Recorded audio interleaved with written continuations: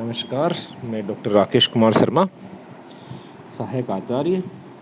आज हम BA second year द्वितीय वर्ष में अर्थशास्त्र का जो फर्स्ट पेपर है व्यष्टि अर्थशास्त्र एवं समष्टि अर्थशास्त्र, उसका अध्ययन करेंगे।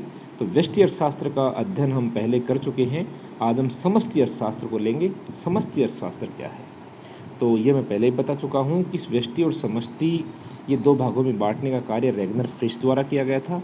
समष्टि का अर्थ है संपूर्ण या व्यापक, समग्र, संपूर्ण अर्थव्यवस्था का अध्ययन। नाम से स्पष्ट है, समष्टि अर्थशास्त्र में संपूर्ण अर्थव्यवस्था से संबंध रखने वाली आर्थिक इकाइयों का अध्ययन किया जाता है, जैसे राष्ट्रीय आय, मुद्रास्फीति, बचत, विनियोग इत्यादि। इसके अंतर्गत आर्थिक विकास और आर्थिक उतार चढ़ाव जैसे विषय भी इसी के अंतर्गत आते हैं।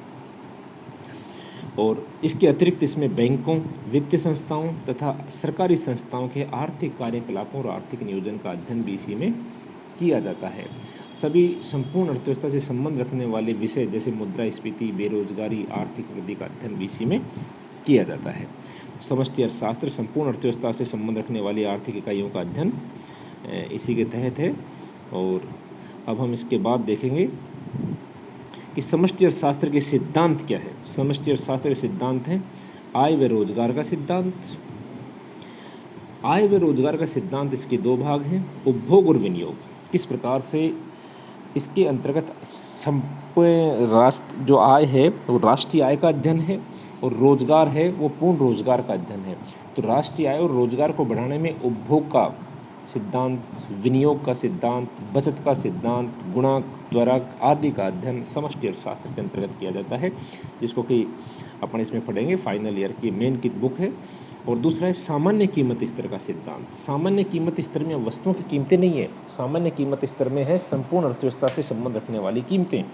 संपूर्ण अर्थव्यवस्था से संबंध रखने वाली कीमतों में अगर हम देखें तो मुद्रास्फीति, अविस्फीति, विस्फीति, संस्फीति आदि का अध्ययन और स्टिगफ्लेशन, इनका अध्ययन समष्टि अर्थशास्त्र के अंतर्गत किया जाता है।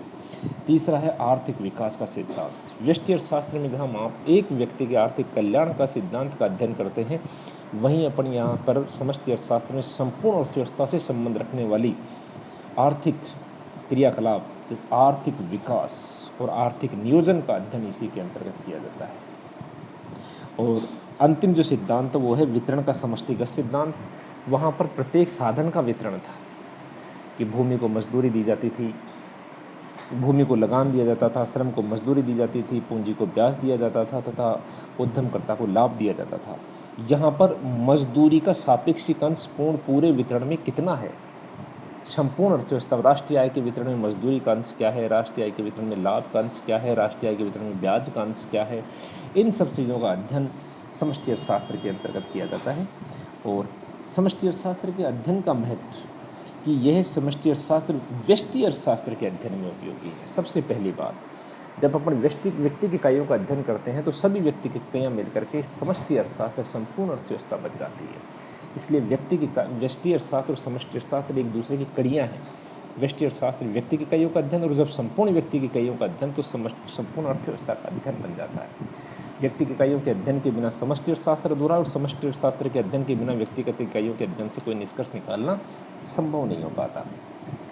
दूसरा, आर्थिक नीतियों के निर्धारण में सहायक। ये बात भी तय है कि समष्टि अर्थशास्त्र के द्वारा ही अर्थव्यवस्था की तेजी मंदी का अध्ययन करके सरकार आर्थिक नीतियों के निर्धारण करती है।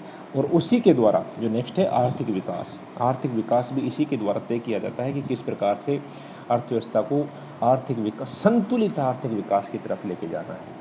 चौथा है अर्थशास्त्र की कार्यप्रणाली को समझने में सहायक। अर्थव्यवस्था की कार्यप्रणाली कि अर्थव्यवस्था में किस प्रकार से वस्तुओं और साधनों का प्रवाह हो रहा है, किस प्रकार से पूंजी का प्रवाह हो रहा है, किस प्रकार से विदेशी व्यापार में वस्तुओं और सेवाओं का आयात निर्यात हो रहा है, इस सब कार्यप्रणाली को समझने के लिए समष्टि अर्थशास्त्र का अध्ययन किया जाता है। बैंकों का किस प्रकार से देश की इकोनॉमी में योगदान है, उसको समझने के लिए भी समष्टि अर्थशास्त्र का अध्ययन किया जाता है। और राष्ट्रव्यापी जो समस्याएँ हैं, जैसे बेरोजगारी है, मुद्रास्फीति है, तेजी मंदी है, इन सब समस्याओं का अध्ययन भी समष्टि अर्थशास्त्र के अंतर्गत किया जाता है। लेकिन समष्टि अर्थशास्त्र की कुछ सीमाएँ भी हैं कि इसमें व्यक्ति की इकाइयों को जोड़ करके परिणाम निकालने की जो प्रक्रिया होती है वो बड़ी जटिल होती है। परिणाम निकालना बड़ा ही दुर्लभ काम हो जाता है कि किस प्रकार से व्यक्ति की इकाइयों की उत्पादनों को जोड़ करके, उनकी लागतों को जोड़ करके, उनके आयों को जोड़ करके, उनके वितरणों को जोड़ करके समष्टि संपूर्ण अर्थव्यवस्था का जो आंकड़े निकालना होता है वो बड़ा जटिल काम है। और फिर अगर इन सब चीज़ों को करेंगे तो भ्रमात्मक परिणाम निकलने का भय रहता है।